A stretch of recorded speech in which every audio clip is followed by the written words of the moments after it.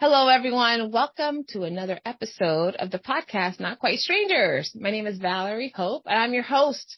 I am so fortunate that I have this beautiful community of people, some strangers, some not, that I could tap into because this podcast is all about bringing people together so that, one, it inspires curiosity about each other, but also will help shift perspectives about the things we know about ourselves, things we know about others, and more importantly, establish new connections. And we do that in every single episode. If you're not already subscribed or you haven't added us as your favorite or liked us or pinned us in your favorite podcast platform, please do so you don't miss a single episode. And now for the pièce de résistance. I have here two lovely human beings that I want to introduce to you. And we'll start with you, Jamal. So Jamal, you and I work together because you are my coaching client, my coachee. And we met back in October of 2022, where we were placed serendipitously together to work together because of the program, the MLT program that you're part of. And what inspired me to invite you to the podcast was a conversation. I'm not going to reveal much about our coaching, but if I just may say that you've never been on a podcast before, and this is actually a bit of a stretch zone for you. When I invited you, I was like, I have a podcast, Jamal. You want to stretch? You can stretch with me. I think I'm safe. And you're like, okay, yeah, let's go. So welcome to the show, Jamal.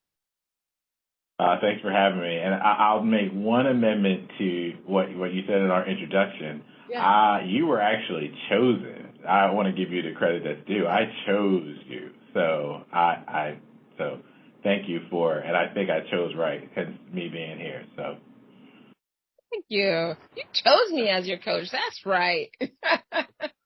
Cool. And you're in Mississippi, right? You live in Mississippi. Very cool. That's right. And so Jamal, as you and I were talking about this opportunity to be on the podcast, I had to also think about for your first time as a podcast guest. And I also wanted to make sure that was a great experience all around. Although all of my guests are fantastic and I have found that people are so lovely and easygoing, I thought, I know who would make a great first guest to be on the podcast and to connect with you because you already know her. And that's Skye. And Skye, what's fantastic about you is you and I interacted actually quite briefly, but very profoundly during that week in DC where we all met. Thank you. You chose Campus Week, they call it. And I think I don't know if the first exchange was in a break. There's maybe a little break or something. And I remember you had a bit of an accent. I think we talked about you being from Jamaica originally, maybe at first. And then you were obviously really leading a session on mindfulness, I think the next day or something. So I was asking about that. And then, I mean, these little very small moments that we had basically led to me asking you when we were in the bathroom break, saying, hey, you want to be on a TEDx? You want to be a TEDx? I'm getting an opportunity and they're looking for another speaker. Would you like it? And it happened to be in Miami, your hometown. So Skye and I were both on the TEDx stage in Miami. And the whole interaction happened because of a very serendipitous, spirit-led moment. Call it a divine intervention. What that is, because how does an Uber randomly get canceled? And then I'm like, oh, well, that was strange. I guess I'll just go to the bathroom while I wait for the next Uber. And boom, there you are in the bathroom. So divine intervention. Look at that. It's crazy, right?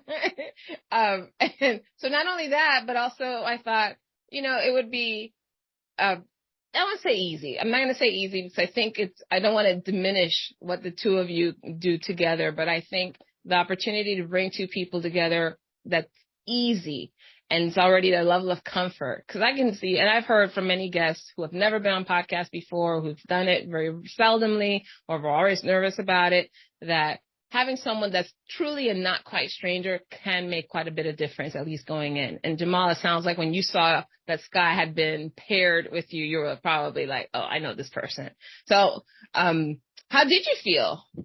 First of all, the two of you can both share what was it like to be invited, and what had you even say yes? Because you still had a choice, still just an invitation. Why'd you say yes? Well, I mean, I think for me, Valerie, I haven't been your coachee and really trying to work on the things that I wanted, right?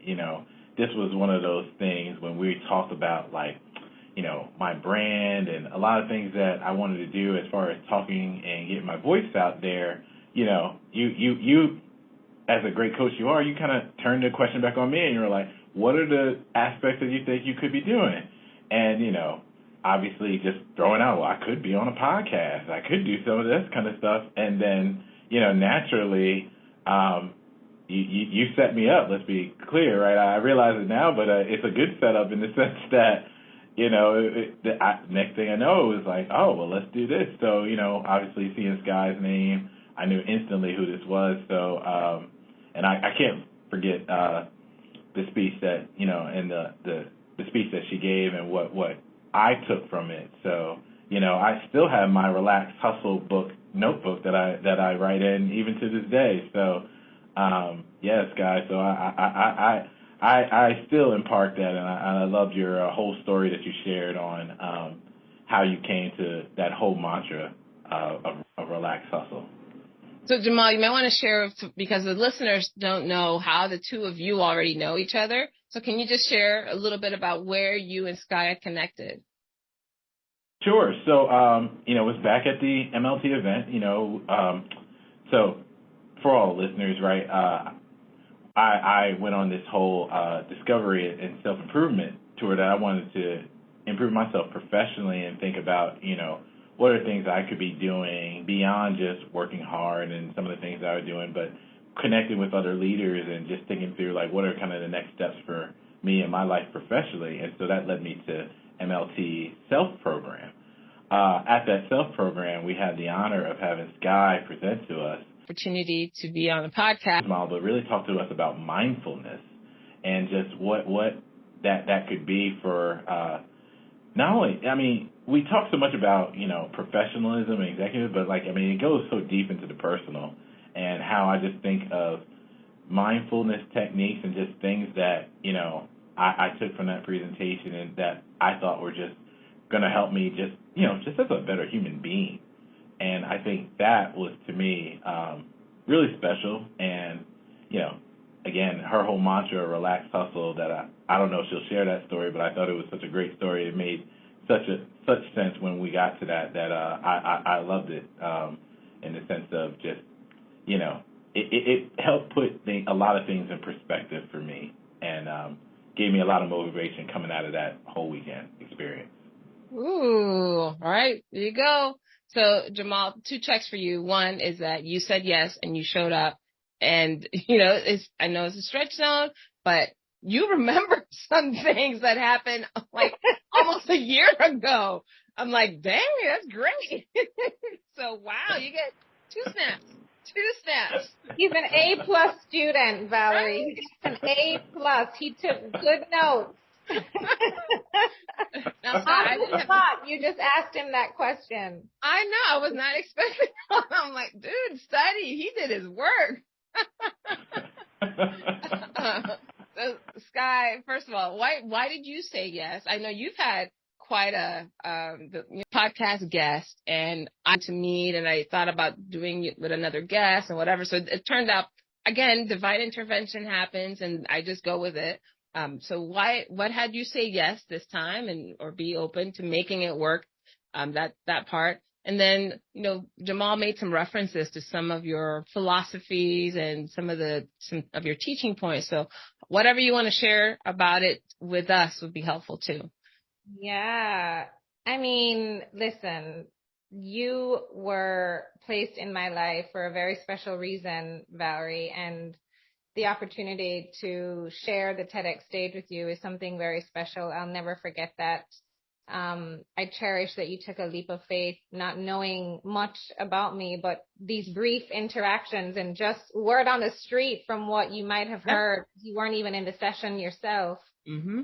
you to take that leap and say, I think you have something to contribute to the world, and I think it's worthy of being on the TEDx stage, really touched me in a very special way. And so the invitation to be on your podcast, I'm like, anything you say, Valerie, yes. First of all. But secondly, so thank you again. I will always be incredibly grateful to you for that opportunity, and also just seeing the way that talk has changed lives, and the conversations that have come from that has really checked the box for me in terms of the impact that I was hoping that it could have. So for that's reason number one.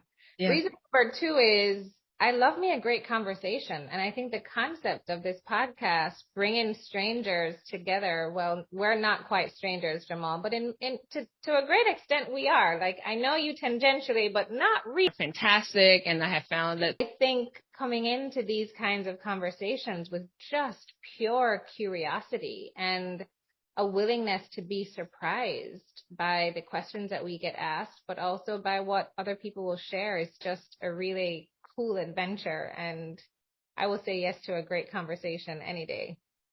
Check. Yes, snaps for that too. And it's funny because I'll refer back to one of the reasons I invited you to the whole TED experience.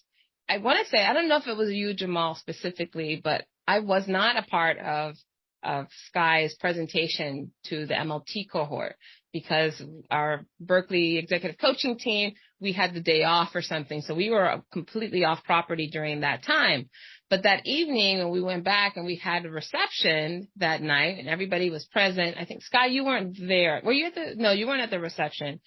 But I remember getting on the bus, and I think you may have said one of the first things to me, Jamal, and others about what you got out of the session that day. And I heard from like 2 or 3 other people who were sitting around me that's kind of sparked in the conversation about it. And I think there was something about pain and resistance. I can't remember exactly. You can share it with us, your formula. But there are a couple of things that people kept saying that I was like, oh, wow, that's cool. I'm glad it went well. Not knowing that you and I would run into each other in the bathroom the next day but those seeds had been planted, right? So I think that what that tells me too is that one is we have to be open to be influenced by others, however subtly it might be, right? Just being open to hear what other people have to say. It was simply a follow-up question. How was today? What did you guys get? We weren't there with you. So having that and listen carefully helped me see and somehow position that credibility that I knew, like, okay, this person seemed to have had an impact. These are high-level executives. They clearly, found value in it. And that was enough. And then obviously our interactions were always so lovely and fun and cheerful that, like, great personality, credible speaker. Okay. And subconsciously all that stuff came together. And I think that's, the idea of us being influenced by other people by just being open, paying attention, following us to be on the podcast and patience for people to contribute in meaningful ways is like no brainer. Huge. Yeah. So what I think the thing that comes to mind here, and Jamal, you mentioned a little bit about your journey into MLT. I'm curious about, you said this is for an opportunity for you to develop yourself both personally and professionally, right? But in the business world, sometimes we see this really great distinction between what's personal and what's professional. And what's professional can't, doesn't always delve into the personal, and what's personal doesn't always delve into the professional. I'm curious about how the two of you see it, especially in the world that the circles that you run around in. Is there a distinction? If so, what is it? Jamal? I think, I think for me personally, I think there's a distinction, but not really. But let me say it from this perspective, right? Not everyone that I work with knows everything about me, and I'm not so entirely sure I want to change that. But when I think about growing myself, developing professionally and personally, a lot of the issues are one and the same, or if not related in a way. Like if I think about how I show up at work, and a lot of the things that I feel are the things that I want to work on personally, right? Or work on from a development standpoint. they all have some aspect of my life that kind of came from my life. It wasn't necessarily the catalyst or the cause didn't necessarily come from this job, right? It was something, you know, either in my childhood or somewhere along the way that caused me to like get to the spot where I'm at, that I'm like, okay, this is an area that I know I could be better at, and I see how, honestly, like I try to think like I have this work stuff and I have this personal stuff, but you know what?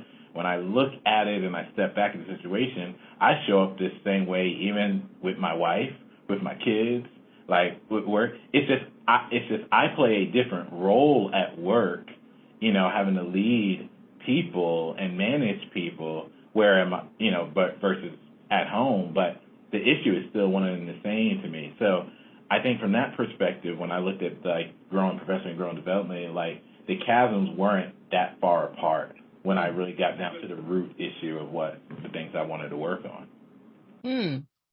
What's your take on that, Skye? You know, I feel very strongly about this one, Valerie, because I think many people walk around with this division of self and this belief in many ways that how we show up at work is different from how we show up at home, or vice versa, or they try to separate themselves in that way. And I think there's a disembodiment that happens when people try to do that.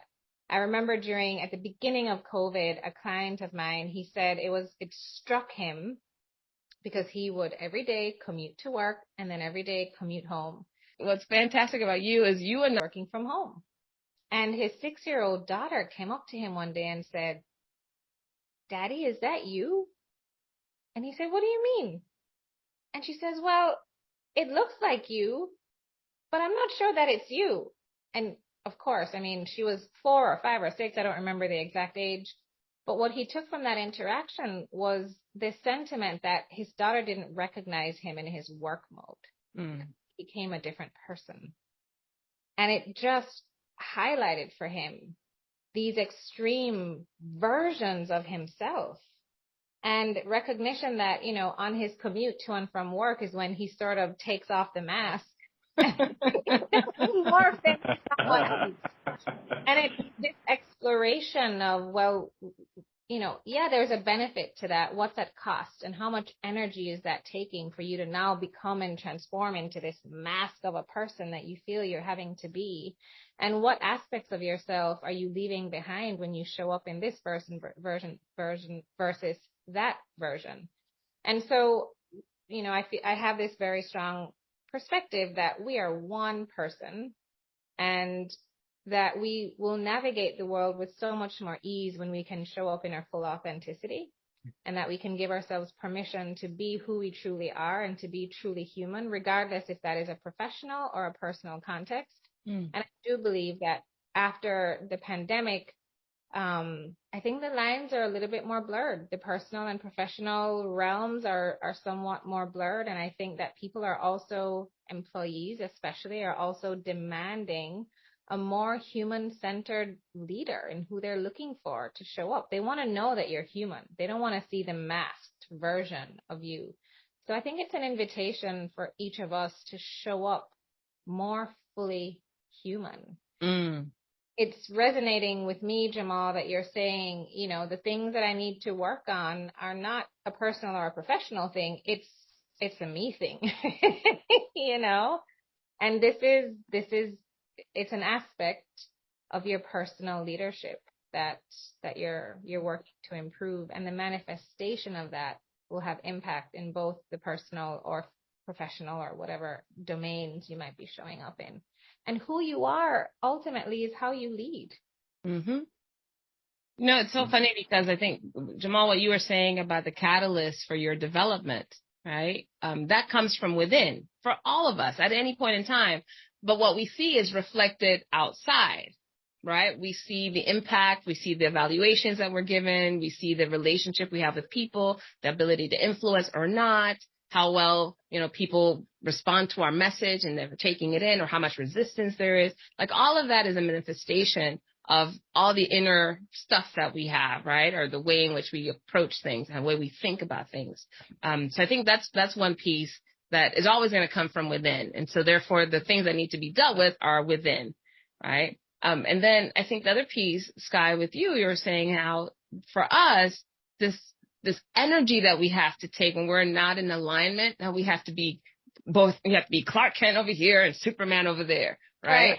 The amount of energy that it takes to hide one identity from the other, or to channel one side sometimes and the other times, that can be quite exhausting. So I think for me, my work has been always to try to bring those two together closer and closer and closer. In fact, I remember, and this is a small example, but years ago, it's probably been 10 plus years now, I was working at Hyatt Hotels at the time, and we had some design thinking workshops that we did. And we had a consultant that was coming in to, do all this design thinking work.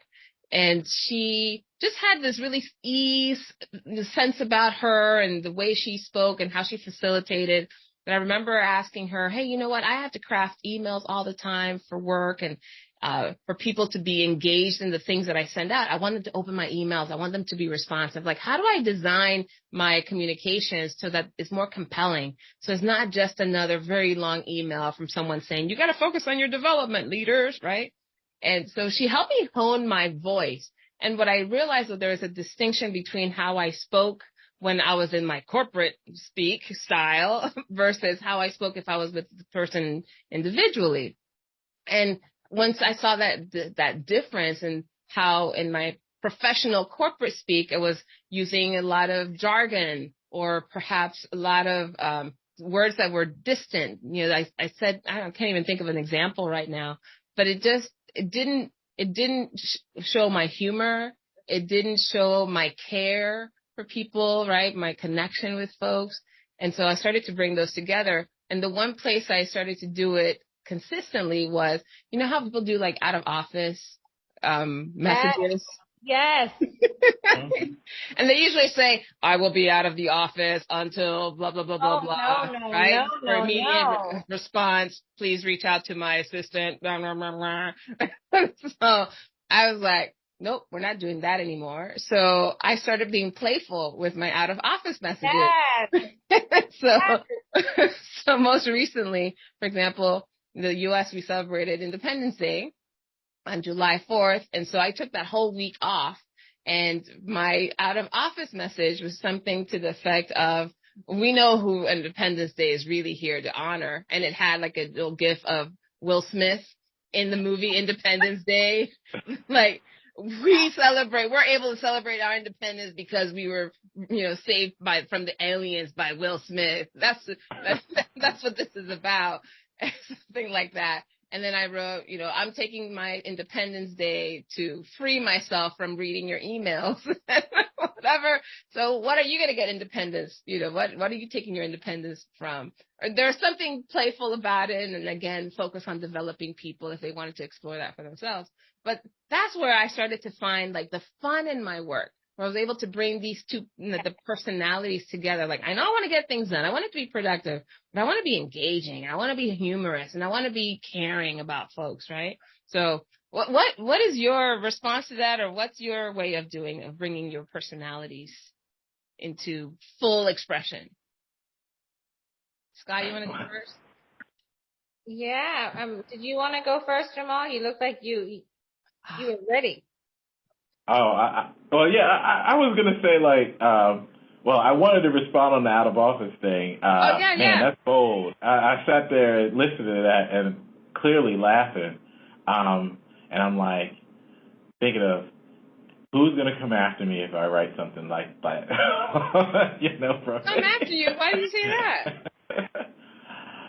Oh, just because I just can imagine who internally might email me and send me and see something like that. That's all. Is there funny. A standard? Is there a bank? Because you work for a bank. So is there a bank standard? Oh, yeah. Yeah? Oh, yeah. There's a standard for everything. Very policy driven, I would imagine, right, Jamal? Yes, exactly. There's a standard for anything. I think where I get a little bit more leeway and latitude is just how I show up at meetings, and actually during I had to lead a presentation during our offsite with some of our executives, and there's always that nice leeway you get when, like, during the beginning of a speech or anything you get. It's just like, what's your opener, right? And I remember kind of getting my inspiration from Oprah, and just saying, I was looking at, like, I have to interview my executives. What could I learn from Oprah just be a great interview technique? And they talked all these things about how Oprah was always deep, always did a lot of touching, always a lot of, like, very deep, thought-provoking questions. And, I just was very upfront to people. I was like, that sounds great. That's going to work for Oprah, but I'm not about to touch our EVP over here. Like, we're not going to do any of that. That's right. And I meant it as a joke, and he loved it so much. He said, "Oh no, Jamal, we're hugging right now." And so we actually started that whole interview off with a hug, and then we moved on to a very serious discussion about checking accounts and deposits in banks and why they matter. But it is, to your point, authentic ways you can show up to be authentic. I don't know if I'll get away with the out-of-office message, but I do think there's ways that you could bring. I found I could bring my own personality. Listen, maybe not a Will Smith, picture making a joke about independence, but I'm with you, Valerie. I like playing around with my out-of-office messages, and I think people, it's for what it's worth. They probably are nosy and want to know where I'm off to and what I'm doing. So I'll give it to them. I'll tell them that I'm, What was your last one? Because you just came back from a trip. So what was your last one? The subject was family vacay is underway. That was the subject. Uh-huh. Then the text in the body of the email was something like, I will be busy traversing the incredible terrains of Portugal for the next 2 weeks, so don't expect to hear from me anytime soon. Like, I'm out of here. That was my message.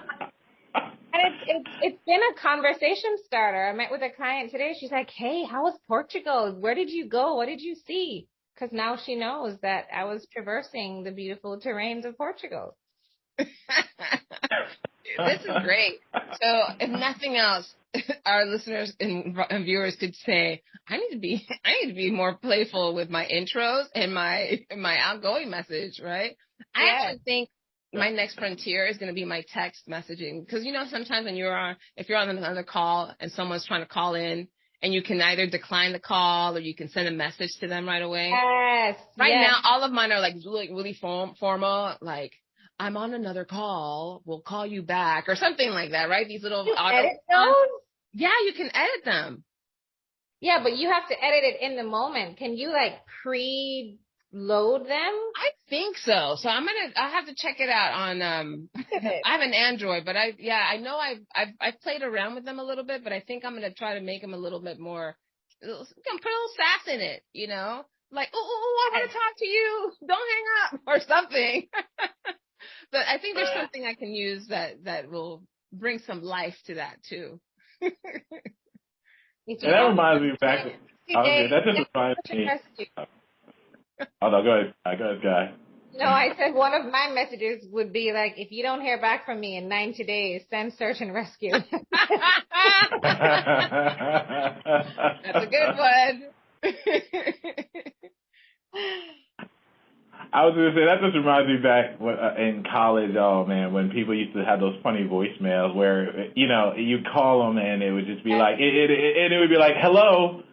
And you're like, I start talking, it's like, oh no, I'm coming back, and then you realize, oh yeah, I'm talking to a voicemail. Jamal, that is not in college days. My uncle still has one of those. And he texts me, and I know that his voicemail says that. And still, I call him, and he's like, tell me what the deal is. And I'm like, what's going on, Uncle Bob? Damn, he got me again. And he still has that on his voicemail. Every time.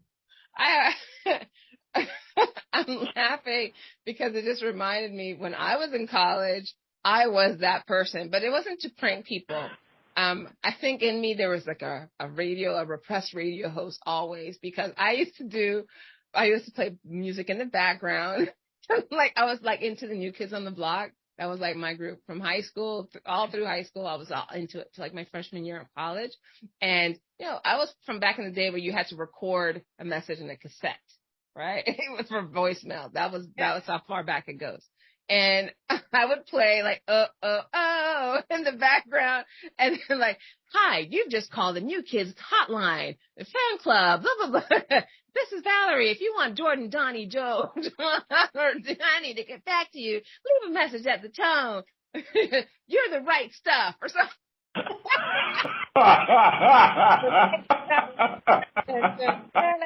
And I'd change it all the time. I would change it up all the time, but it was so funny. I remember that one in particular, and I wish I had the presence of mind to record them so I could have them for posterity. Right now, I don't have any of them. I just have that memory of, oh yeah, I remember I had one like a New Kids one. And anytime anyone called, they would call. I would get a lot of hang-ups because sometimes they were like, oh, listen to this one. And they would just call and hang up after they finished listening to the message. So I'm like, dude.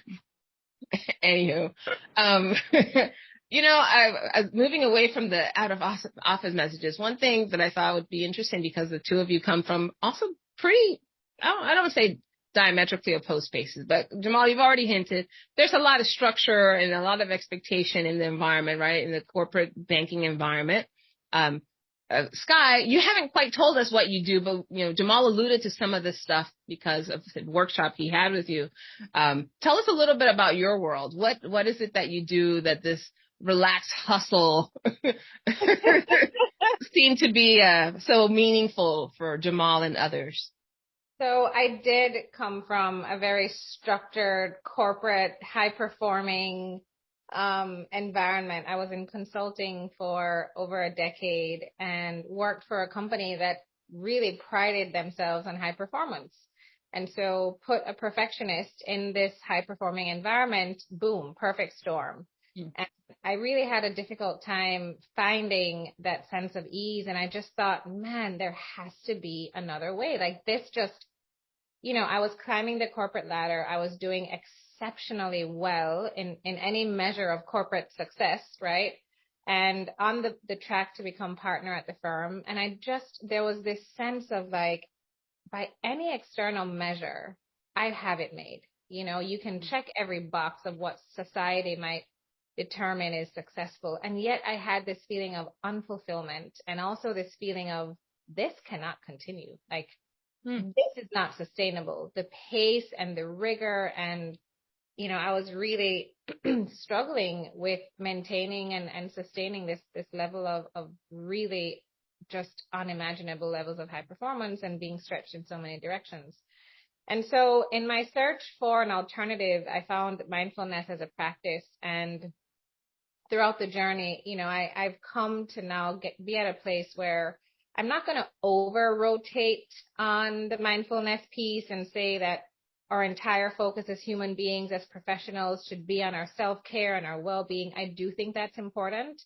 And as a ex-consulting executive, as the CEO of my own firm, I do think that there is value in delivering, in having results, in having impact in the world. And so I think for me, the relaxed hustle represents a space where we can find a balance, where success does not have to be a trade-off between achieving results and having impact and going after bold ambitions at the risk of our well-being and our sanity and having a high quality of experience. We can achieve both.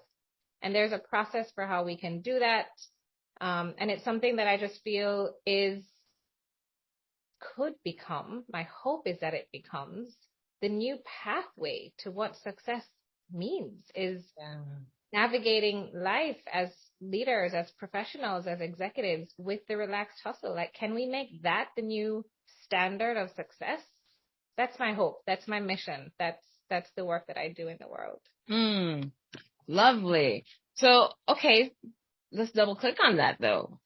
Is there such a thing as relaxed hustle? Like, what would that look like? What would it look like for someone who works, the executive position in a bank, for example? What would relax? And Jamal, you started this off, by the way, because you said that you remembered the phrase. So what does that look like in real life? Jamal, you want to tell us your idea of the relaxed hustle for you? Sure. I don't think I perfected it, but I will say, to me, you talked about the perfectionist, and obviously the idea of wanting to do a great job and the pressure that puts on you. But it's a lot of it's self-pressure. I like to think of it as how I interpret that pressure is the relaxed aspect of it, right? So I'm going to strive and I'm going to do great and I want to do good work. I mean, that's just kind of that motivation that I like about it. But I don't want it to put me in a place where I snap or lose who I am in it. So when I think from the relaxed hustle aspect, at least how I took from a lot of Skye thing, even in my profession, but I think this is applicable anywhere, quite frankly, it's that, like, that hustle that you have to either get things done, to strive, to achieve, it's like, I don't want to lose that.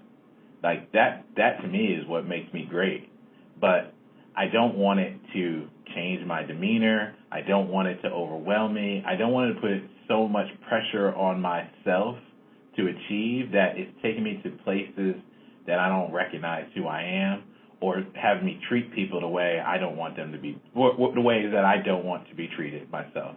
So to me, when I think it's relaxed, I think it's, maybe another word I would say is a controlled hustle, but a hustle that I have complete control of. So to me, that's how I kind of looked at it and took from that whole moment and just how I've been applying it, in this world. What he said, Valerie. What he said.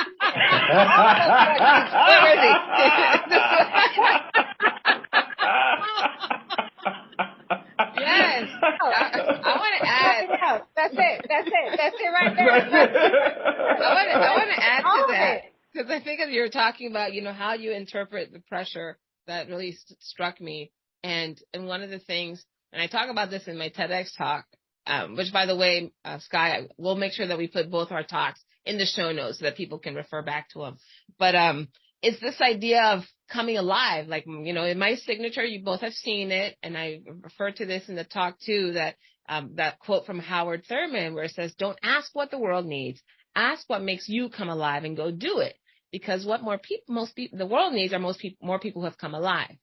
And so for me, relaxed hustle is when we have a sense of aliveness, or when I have a sense of aliveness about the things I'm doing. That means that there's a level of care and passion, feels purposeful. Like, there's a nice blend when it comes to aliveness between passion and duty. Mm-hmm. It's like finding the blend, right? And it's not always equal. So it's not like I'm always going to have, right? My duty is I got to let people know when I'm off on vacation so that they're not waiting and they don't hear from me for a week. And, and the passion and the play, it comes from having something playful, like a Will Smith, emoji or something that I send out.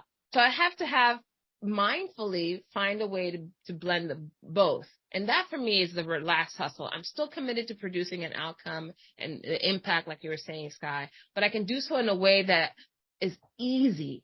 I don't know how many people I work with that just want to work hard, right? Which is amazing. There's high levels of responsibility and productivity in our culture and all these different industries that I work with, different clients with. But what I notice oftentimes is that they're detriment.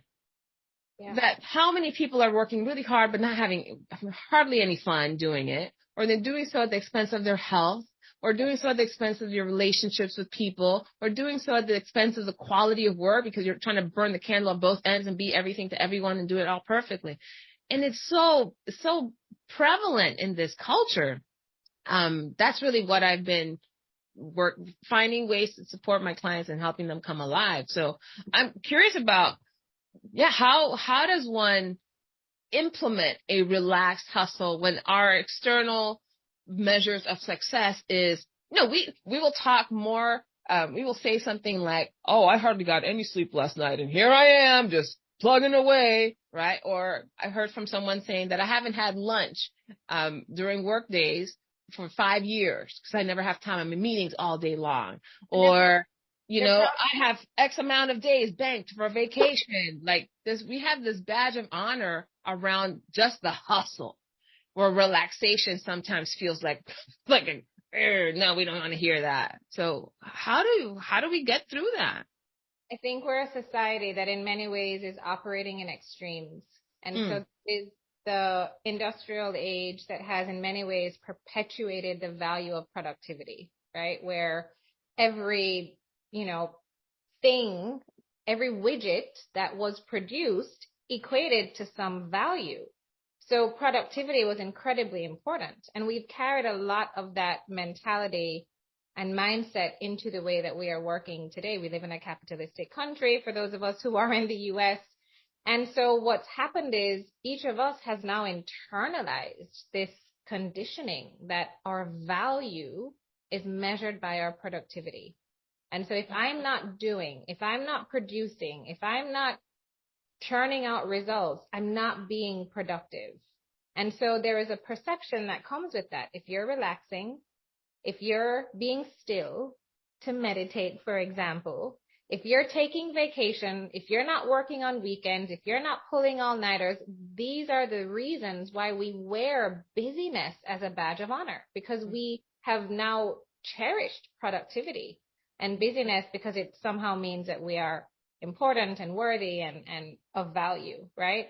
The other extreme, I think, that is coming up now, we've over-rotated into this direction where we're now praising the soft life. I'm like, I don't even know what that is. I know someone wants to live a life of impact. I don't know. The soft life is just not for me.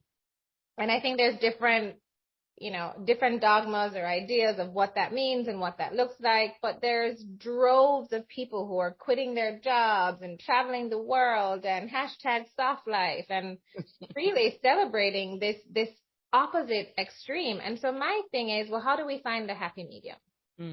How do we, to Jamal's point, just get real about the fact that we're going to have to produce. We're going to have outcomes. If we work in a corporate context, we're going to have to deliver. And how can we do that with a different quality experience? How can we achieve both? Is it possible to achieve high measures of success? Whatever that means for you, whatever success means for you. But can we go after that with a certain level of ease, a certain experience of joy, and being kind to people as we get there? To me, is the happy medium between the two. I don't believe in happy mediums. I believe in happy fulls. Let's get full on both sides.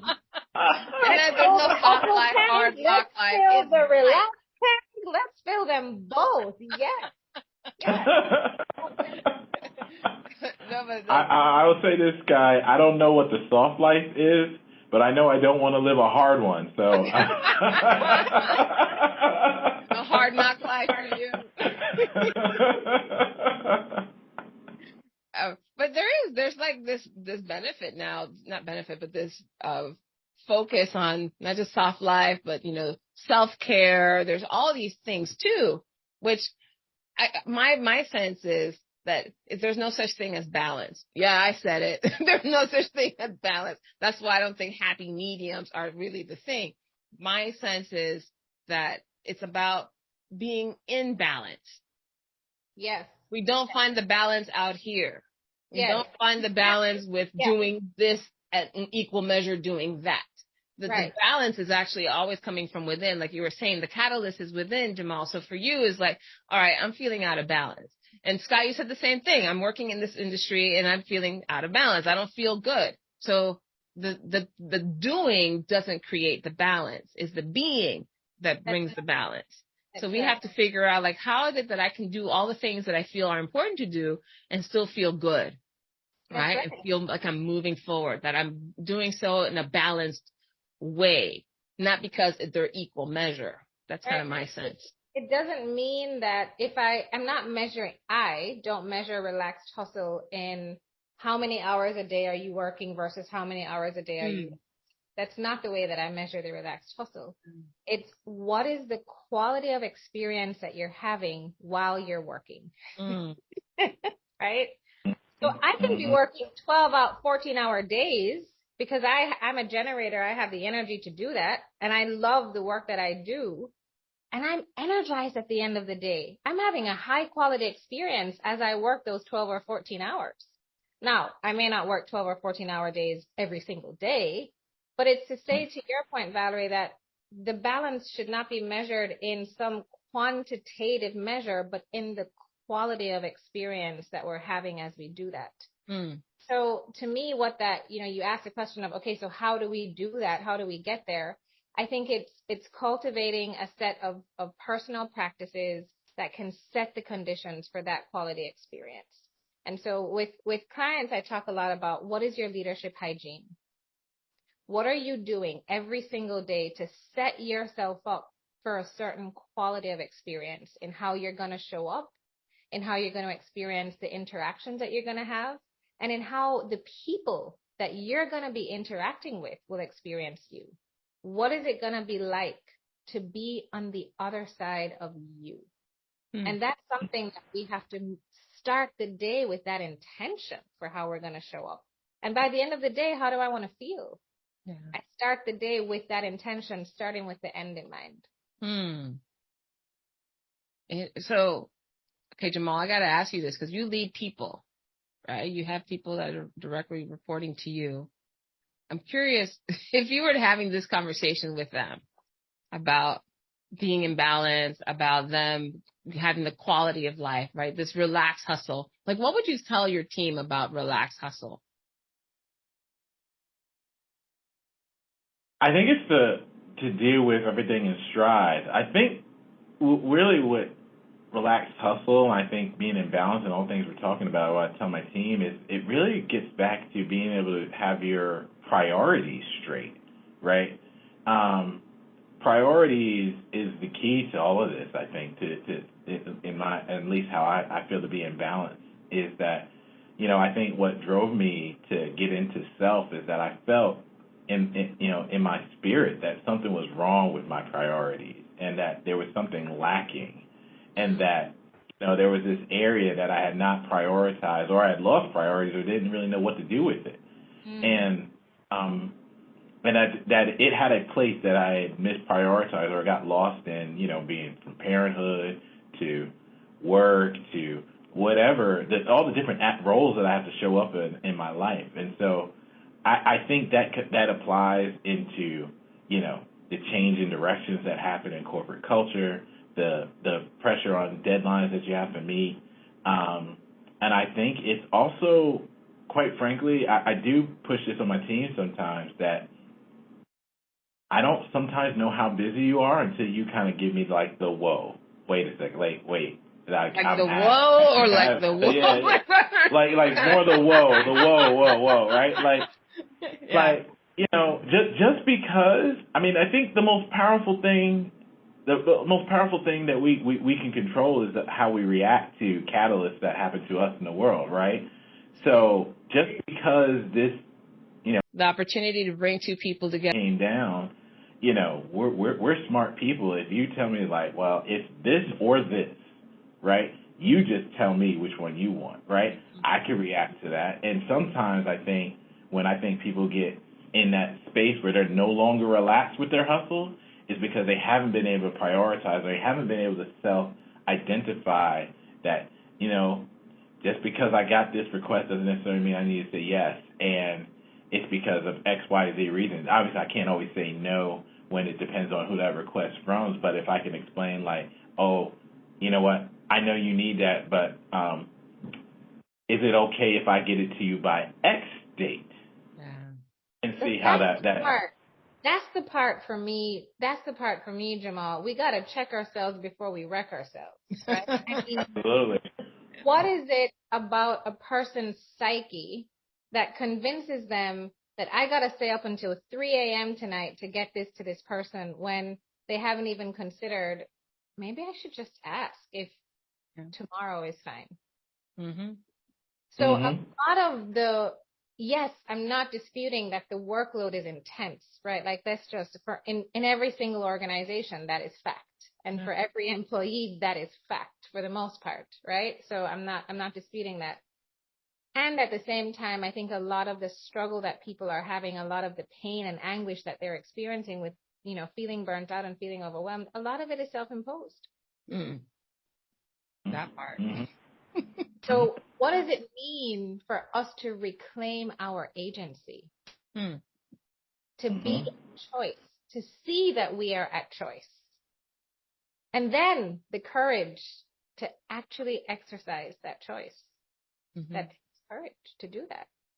But we have, to your point, Valerie, we were invited, but we chose to agree to carve out the time, to compromise whatever else we could be doing with this time, to make this the priority. That was our choice. And I think a lot of people have lost sight of that. I think this is interesting because I have a couple of things that automatically came up for me. One is, I have my own business. I set my own hours. Absolutely. But there are times that I'm probably like, Valerie, go to bed. You're done. You can't. What are you doing? You don't need to work this hard. Come on. For real? Really? Aren't you tired? But there's something about the momentum. I think there's something that happens about the momentum and things are clicking. And there's not always this pressure that I need to produce something by X time as much as very seldomly or like I'm in it and I want to win this thing, right? I'm going to get it. So I put a little bit of that pressure on myself, right? And because I have grown up in an environment, both my family life and my professional life, who have affirmed and validated all the ways in which I am capable of doing things single-handedly, standing, what is the thing with Superman?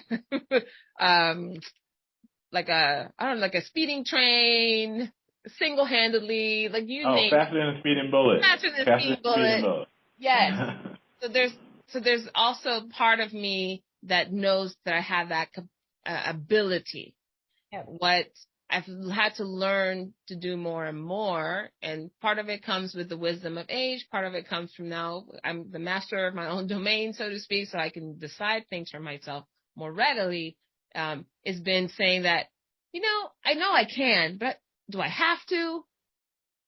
I don't have to, right? I can, but I have to make the choice. Like you were saying, Skye, I get to make the choice. And I think it's really is challenging sometimes to know, and maybe, I don't know if this happens for men or women more often than the other, but Jamal, what you were talking about is basically be able to willing to negotiate what you need for what you need, be an advocate for what you need. So I need more time. Hey, you gave me 15 things to do this week. Realistically, to do them at the quality and the level that you'd like to them for them, I can do 5. Which 5 would you like for me to work on this week, right? For us to have the ability to do that and to have hopefully the relationship with our supervisors or our clients or our stakeholders where that could be heard from not, I don't want to do the work, but let me do it well, and also have a quality of being about it, Because you can always deal with resource issues, right? Like, that's the thing. But I don't know I have a resource issue till sometimes you tell me. Yeah. Like, I can address that. And a lot of people are sitting there thinking, well, can't he see? Doesn't he know? And don't you read my mind?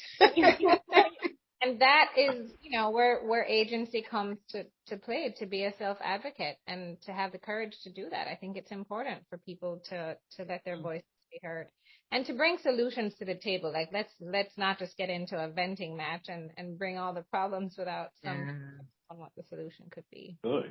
I've been there. Like, take this off my plate. Whoa. But I don't say which direction I should move into, right? Or what else we could do. What questions are coming up for you guys around any of the things we've talked about, or maybe something we haven't talked about yet? I think this whole development journey I've been on the last 6 months kind of just hit me the other day.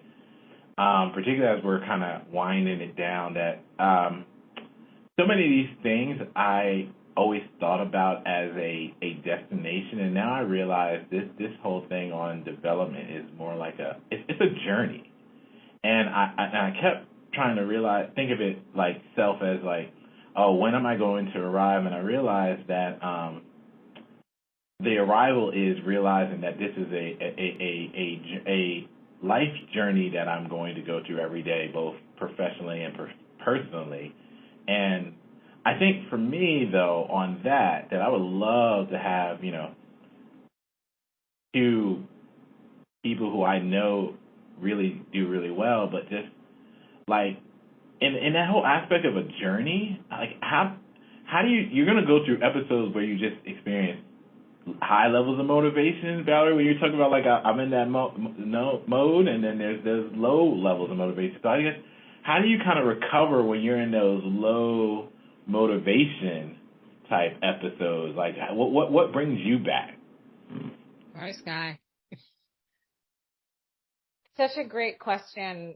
I think of this in a couple of different constructs. So there's a guy from the Energy Project. His name is Tony Schwartz, and he created this quadrant that delineates different zones that we can be in at any given time. And that can be any moment of the day, any week, any month. And it's rated or created on a couple different axes. There is high energy, low energy, positive emotions, negative emotions. And so a big part of, and if you can imagine, high energy, positive emotion is the performance zone. That is when we are on fire, right? Like Valerie was saying, like, man, I have momentum. I'm in flow. Like I'm cranking stuff out, but we don't stay there, right? Mm-hmm. And the key to this, to me, is emotional regulation. Number one, being able to identify if I'm having low energy and difficult emotions, that's a red flag. The check engine light's going to start going off to tell me something's off, you're not in the zone, right?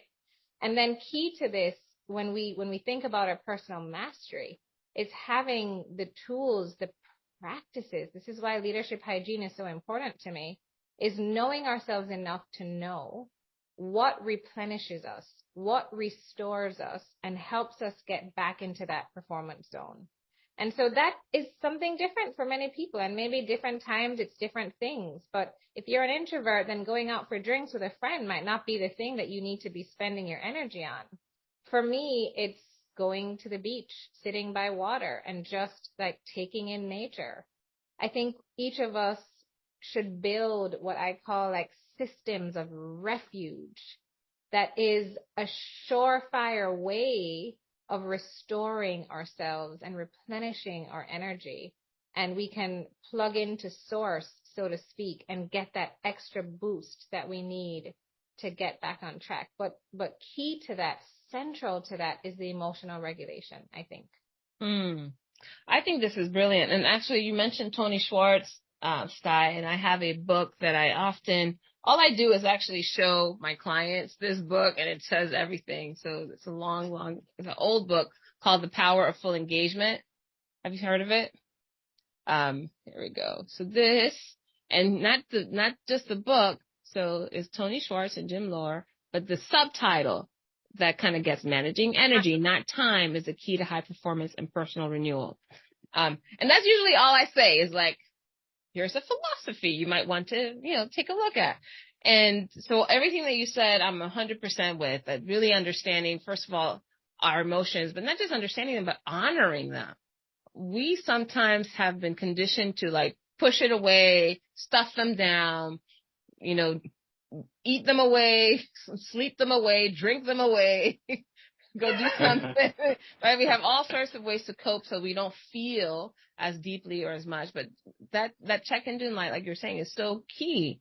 And I saw recently on Instagram, actually, there was a post where somebody kind of ran through some of the positive body chemicals, right? Mental chemicals like dopamine and serotonin, and the way that you can access, oxytocin, and that there's certain activities that you can do that give you that cocktail of chemicals, right? Where if you're stroking your pet and spending some time with people you care about and bonding with them, right? That well-being feeling, that serotonin kicks in when you're playing a game and you're winning, you're doing well, you go out for a run, or you finish your exercise, or you eat a really wonderful meal, right? You get that dopamine hit, and like all these different ways. And I thought, wow, if that recipe, like you're saying, like those systems of refuge, if we had as much awareness of the emotions that were happening, honoring them as information, not as something that we needed to cover up or hide from, and then have a recipe of sorts that I can, like a recipe card I can go to. Like I know, for example, I work alone, so I don't have a team of people. Most of my interactions with others are via Zoom or on the telephone. And so every once in a while, I want to see and feel people. Like I need to be out with the folks. I have a brother and his family who live about 30 minutes away. And they have 5 kids. He and my sister-in-law have 5 children from ages 6 to 17. So I know all I need to do is just go and be in that space. I don't have to do much when I go there, but I'm replenished by the sound of children laughing, arguing, all kinds of stuff. I get to play with them or go out for a walk with the dog. I mean, there's activity that I know replenishes me in some ways. Other times it's just like, you know what? I want to go out for a walk. Like you mentioned nature, and I have a walking group that I've joined. So there's an honoring of emotion that I think we have to commit to in order to have access to all these other activities. So does that answer your question, Jamal? I think so. Absolutely. I think it's a great answer about honoring emotions and just being smart about it. I mean, as a guy here, men, we tend to, it's almost a badge of honor when we repress those things for the most part and we don't embrace them. And I think that ends up blowing up in many of our faces as we repress them, and then they just kind of explode in interesting ways that we didn't see coming. How do you manage emotions, though? Like, how do you do it? If you had to speak to the men out there who might have said, yeah, but what if? How would you say? I think a lot of that, I think for me, comes in the power of others. So for me, managing my emotions comes best when I'm able to speak to them in safe places. And I think that's something that I have found beneficial, either with the men's group that I have in my church or my wife, or just places where I know I'm in a judgment-free zone. These people love me for me and know what I'm about to say stays here and isn't going anywhere, and it's also just isn't going to change their opinion of me just because of how I may have reacted in a situation. And sometimes I just need to get that out. I mean, I have my friends that do that too. But I think there's also about being choiceful about those places too, because some of my friends, while they're great forms of recharge, they're not necessarily the place where I'm going to level up. Let's put it that way.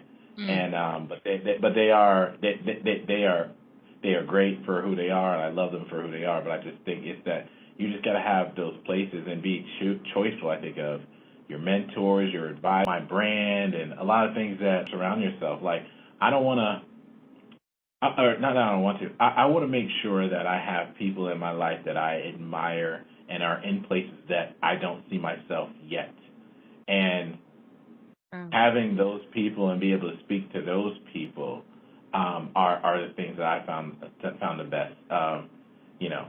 Because that to me is going to be the thing that I think challenges me the most, and be able to just develop, because one, I think the smartest things to have is just being so mindful of your environment.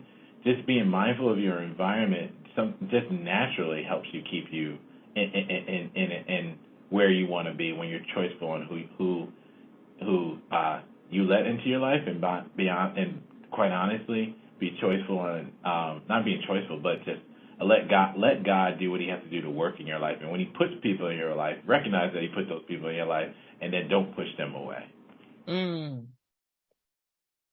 I love that. Being mindful about who you bring. We have a saying in Spanish, dime con quién andas y te diré quién eres, which basically means tell me who you're with and I'll tell you who you are. Right? The people you surround yourself with reflect you and your character. What questions do you have? Do you have any questions, Skye, that come up for you, or any reflections on what Jamal's saying?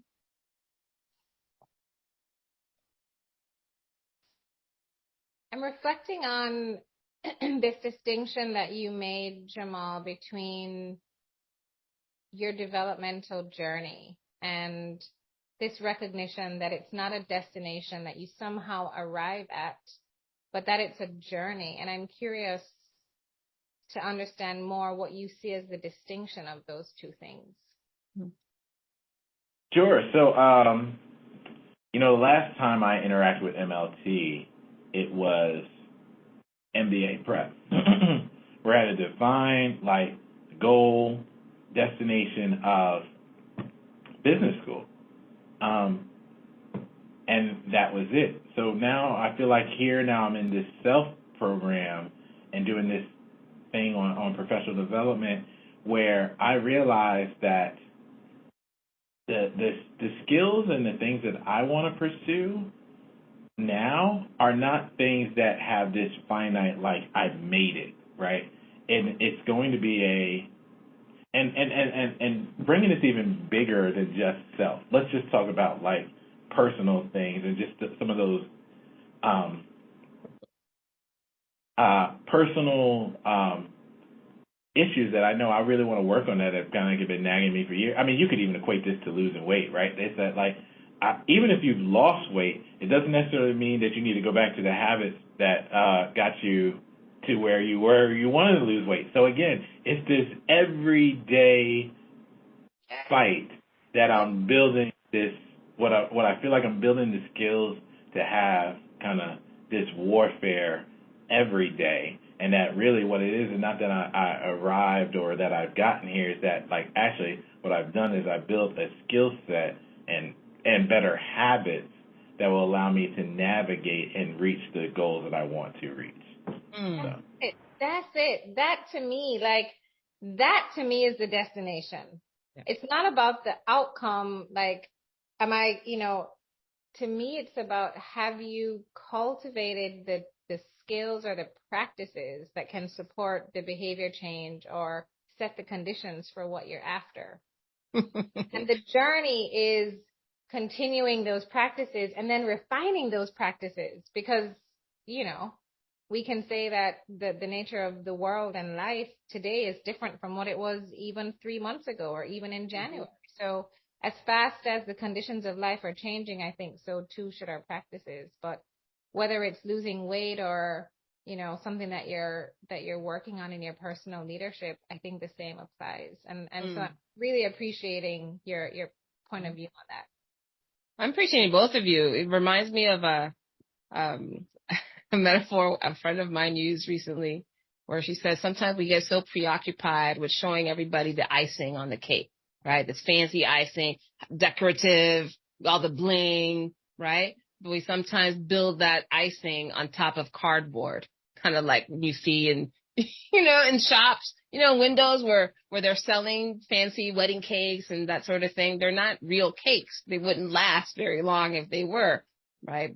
But we forget sometimes that the focus should really be in the flavoring of the cake. The part that you're going to eat is what matters. And not everybody gets to see that or needs to. Only the people that you invite to the party, right? So only the people that get invited get to taste the cake.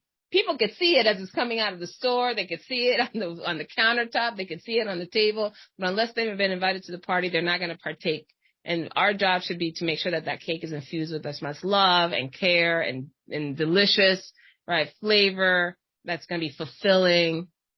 Forget the calories, but really the fulfillment of eating that cake. And I have to remind myself that, okay, yes, life is not about reaching an XYZ destination. It's not about having icing to show for it.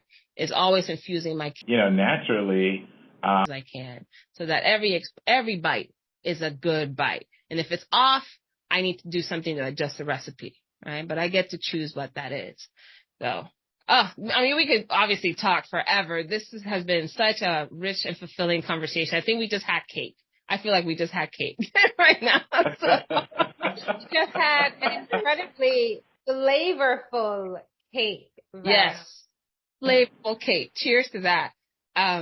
I just, want to close by asking the two of you maybe a sentence or two about what's this experience like for you, having been on the podcast with a not quite stranger. What was it like for you? Refreshing and surprising that, or not surprising, that we've scheduled this conversation at the end of the day, and yet I'm leaving feeling quite energized, which for me is a sign that this has been enriching and also restorative and really enjoyable. I think I was able to bring my full presence for the entire 90 minutes that we've been together, which is really special. So thank you both. Thank you. Likewise. I mean, I think for me it was been so refreshing, and also, I came in here with a little bit of nerves, not sure what it was going to be like, and it actually was more in my head. I really enjoyed this conversation, took a lot from it, and I am so grateful to the both of you for giving me this opportunity and being with you. You did great, Jamal. Look at that. Your first podcast. You can check it off your list, but it's not a destination. It just means that you can put some other ones on the list now that you can be choiceful, like you said, right? I'm just grateful for the two of you being such generous voices to share your experiences, your insights. I think we walked away with some really interesting tools and ideas that I hope that anyone that's been watching and listening can say, hey, you know what, I'm going to try looking at that differently, right? I'm going to think about my emotions more, or perhaps, really take my time off and be more playful and relaxed while I do, while I experience the hustle culture that we have in this country or in this society. But thank you so much, more than anything, for just being you and saying yes to having a meaningful conversation. Good.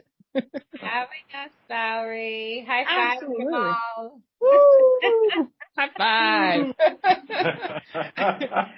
So I want to thank those that have tuned in to listen to this episode of Not Quite Strangers. Thank you so much for joining us. Again, hopefully you are already subscribed or you favorited us on your podcast platform.